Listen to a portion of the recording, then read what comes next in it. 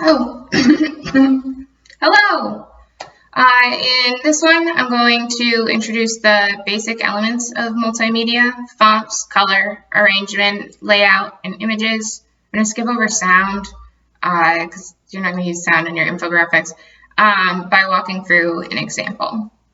So the example we're going to use is actually a French political cartoon from 1911, The Pyramid of Capitalism.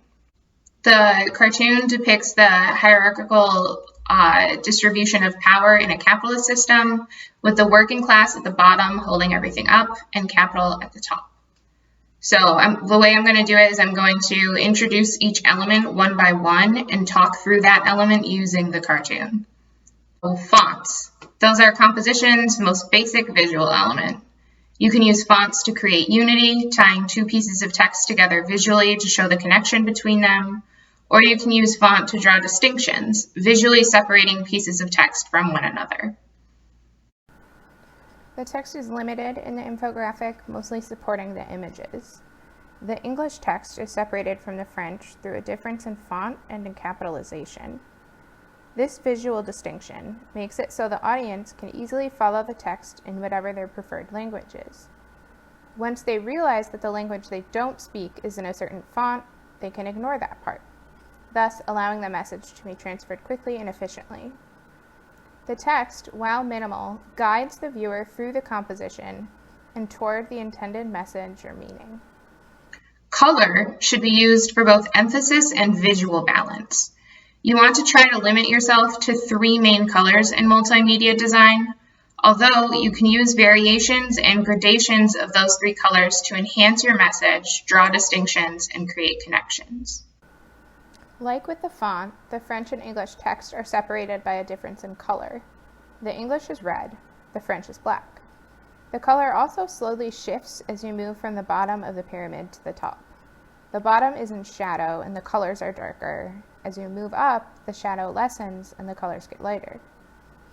Color is also used to draw connections here. The proletariat and the bourgeoisie are connected by a sort of green tinge surrounding them. The military are a sort of middle space in the hierarchy surrounded by an orangish tinge, and then the clergy, the ruling class, and capital are connected by the blue sky surrounding them. So the organizational pattern of visual, verbal, and sound elements of your composition creates a hierarchy of information that makes obvious which information is most important and which is less so, and we call this arrangement. I'll talk more about this in a moment, but notice that the images are centered and the text is peripheral. The images are the most important element of the cartoon. We can tell because the text is minimal while the images are abundant. The pyramid itself is the information the cartoon is most invested in conveying. The layout helps readers scan and yet absorb large amounts of information quickly, using position, size, and white space to identify the most important information. The most obvious layout aspect here is the overall pyramid shape of the cartoon. Visually, in the pyramid layout, we see that the many are the base that's being exploited by the few.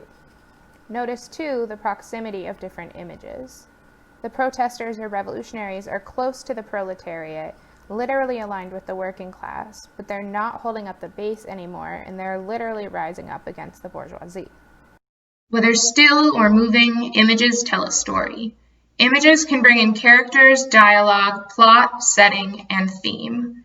Culturally significant images draw on visual symbols, for example, the eagle as a symbol for freedom. As I said before, images are the driving engine of this composition.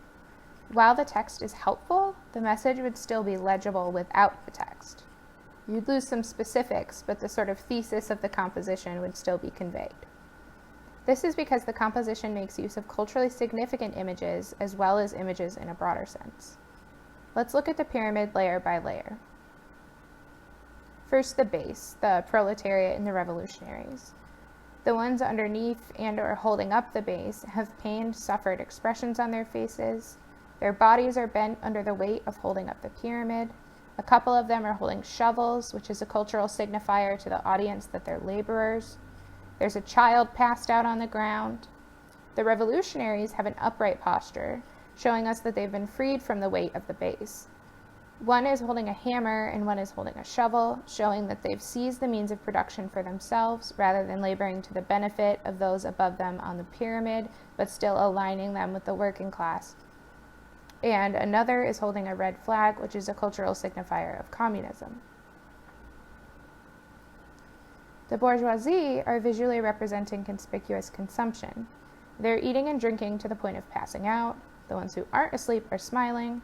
They're sitting down, so their posture indicates that they're comfortably enough financially to have leisure time. There are less of them than there are of the proletariat, but more of them than the military, clergy, or ruling class, indicating that they're benefiting from the base below them, but that the layers above them are benefiting from them. The military layer uses explicitly culturally significant images. Guns, cannons, and uniforms are all shorthand that immediately tell the audience that this is the military.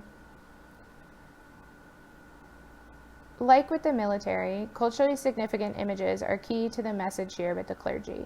Crosses, religious vestments, there's a guy in the middle holding a Bible, there's an altar behind them, and their postures indicate that they're preaching. The ruling class, the capitalists and kings, use culturally significant imagery like the king wearing a crown and cape and holding a scepter. The capitalists flanking him are well dressed, both holding a top hat like the Monopoly man. And then finally, capital. It's a literal money bag, so there's not much explanation required here. So that's it for this one. I hope that you're all anti-capitalism now. Just trying to radicalize even one of you. Next time, I'm going to talk about representing information responsibly.